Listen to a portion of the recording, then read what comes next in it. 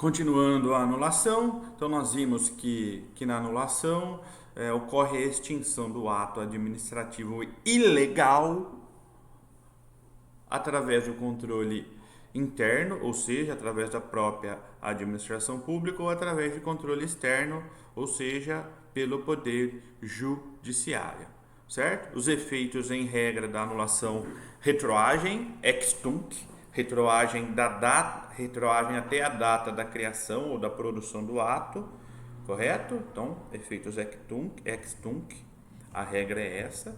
Só que existem algumas observações no que tange essa retroatividade.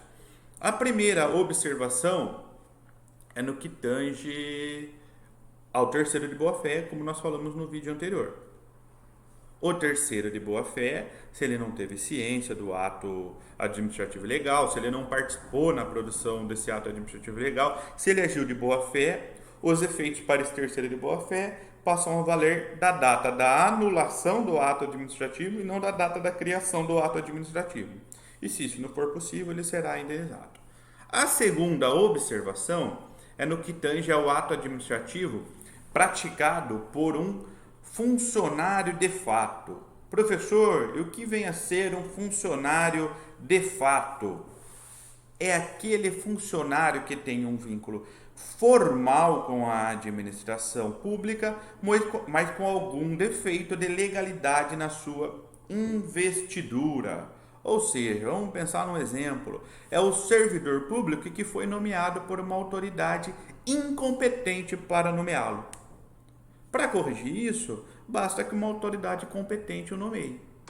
Tranquilo? Então o funcionário ele é chamado de funcionário de fato justamente porque existe um vício de legalidade na sua nomeação. Ele não é um funcionário de direito. E quando este ato administrativo é praticado por este funcionário de fato, neste caso também os efeitos são proativos, passam a ter validade somente da data da sua anulação. Eles não retroagem para a data de criação e da produção do ato administrativo anulado. Os efeitos são proativos, daqui para frente. É o ex nunc com M. Ex tunc com T, retroage até a data da criação ou da produção do ato. Ex nunc, proativos, daqui para frente, é da data da anulação do ato praticado ou criado de maneira ilegal para frente.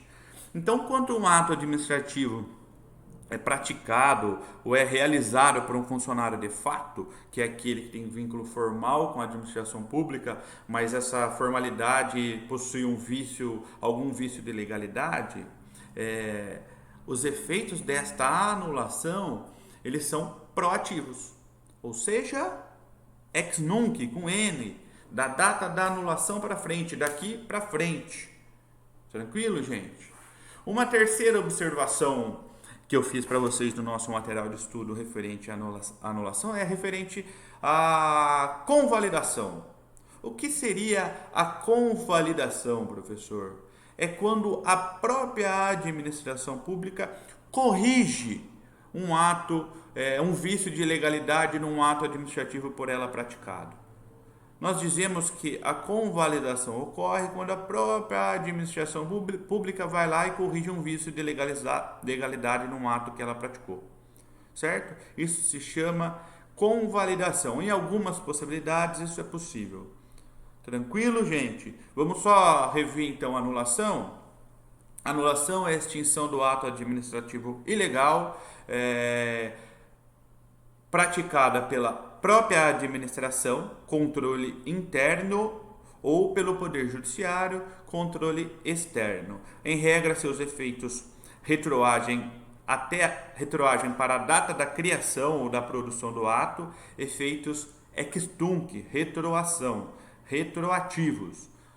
Primeira observação, para terceiro de boa-fé, que não participou da criação ou da formulação, ele não sabia deste ato administrativo ilegal, os efeitos são proativos, da data da anulação para frente, efeitos ex nunc, com N. No caso do ato ilegal praticado por Funcionário de fato é a mesma situação, efeitos proativos, ex nunc, daqui para frente, e convalidação, que existe a possibilidade da própria administração pública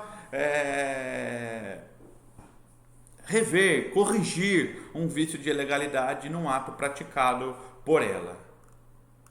Com isso, nós vimos a anulação e nós partiremos agora para revogação. Também vamos ver, igual nós vimos a anulação, algumas características da revogação.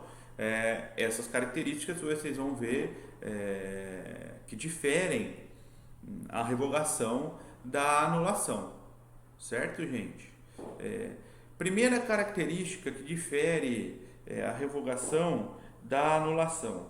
Enquanto na anulação o controle pode ser praticado pela própria administração, controle interno, tanto pelo Poder Judiciário, controle externo, na revogação, este controle ele só ocorre de maneira interna. Só a administração pública pode revogar um ato por ela praticado. É uma diferença importante.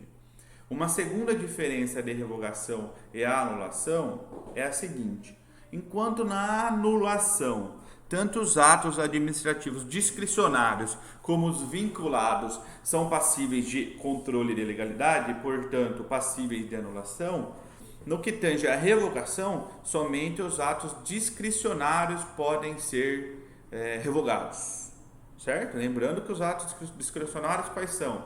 Aqueles em que a lei prevê uma certa margem de escolha para o administrador público. Embora continue lá focado na lei, a própria lei dá uma certa margem de escolha para o administrador público. Com isso, o que nós podemos dizer sobre a revogação? A revogação é a extinção de um ato administrativo praticado de forma válida e discricionária quando sua manutenção deixar de ser conveniente e oportuna por motivo de interesse público superveniente, ou seja, interesse público posterior à criação de um ato administrativo. A administração pública, caso posteriormente lembra que a administração pública ela existe para suprir o interesse público, o interesse dos administrados. Então, quando deixa de existir esse interesse público em data posterior à criação deste ato administrativo discricionário, ele pode ser revogado, ou seja, quando a manutenção deste ato administrativo deixa de ser conveniente e oportuna para a administração pública, tendo em vista a falta de interesse público. Então, a administração pública pode ir lá e revogar este ato administrativo. Tranquilo, gente? Vamos pensar numa situação agora, para a gente falar de revogação, de tempos atuais. Vamos supor que a administração pública, através de um decreto, informa o seguinte: algumas medidas de segurança, a utilização de proibição, por exemplo, de sair na rua. Com o passar do tempo, as coisas vão melhorando e surge lá a vacina do Covid-19, ela pode ir lá e revogar essa proibição de sair na rua. Por quê? Deixou de ter o interesse público. Essa medida ela não é mais oportuna, ela não é mais conveniente para nós administrados. Tranquilo, gente? Lembra? Essa medida estava prevista na lei e era uma medida discricionária. O administrador público ele podia proibir ou não, certo? Várias medidas adotadas pelos municípios, o Estado deixou a cargo do município. Então, o administrador público, no nosso caso aqui, o chefe do Poder Executivo, o prefeito, ele verifica como está a situação do município e ele atua da maneira que esse município precisa ser atingido para que o vírus não se dissemine. Então, no caso que eu expliquei para vocês, caso essa medida de controle, de proibição de acesso à via pública, ela deixe de ser necessária, ela deixe de ser oportuna, essa medida ela pode ser revogada. Tranquilo? Falta ausência de interesse público superveniente, ou seja, ausência de interesse público em data posterior à criação deste ato. Uma segunda característica da revogação é o que acontece? Eu já falei para vocês. Essa revogação, esse controle de mérito, ele é realizado pela própria administração pública. Ou seja, a administração pública, quando ela verifica que um ato administrativo deixou de ser adequado, necessário ou oportuno, ela pode ir lá e revogar este ato administrativo. E aqui é o ponto importante: a revogação não pode ser praticada pelo Poder Judiciário, certo? Então, por quê? Porque é um controle de mérito praticado pela própria administração pública. Então, a segunda característica que nós falamos, o controle, a revogação, ela não pode ser praticada pelo Poder Judiciário. Professor, e no que tange aos efeitos da revogação? No que tange aos efeitos da revogação, esses efeitos são ex nunc, com N, são proativos. É da data da revogação para frente. Eles não retroagem a data da criação e da produção do ato administrativo. Olha a diferença entre anulação e revogação. Em regra, na anulação, esses efeitos são ex tunc, em regra. Retroagem. Já na revogação, os efeitos são ex nunc, é daqui para frente. Tranquilo, gente? Agora, um ponto importante é que existem alguns atos que eles não podem ser revogados. Tá? Então, o que nós dissemos aqui no que tange a revogação? Que são atos administrativos discricionários, certo? Enquanto na anulação os atos administrativos vinculados e discricionários podem ser anulados, já na revogação só os atos discricionários. Então, a primeira característica aqui, o primeiro tipo de ato que não pode ser revogado é o ato vinculado, certo? Porque a administração pública ela não tem liberdade de escolha no ato vinculado. Ela age exatamente de acordo com a lei.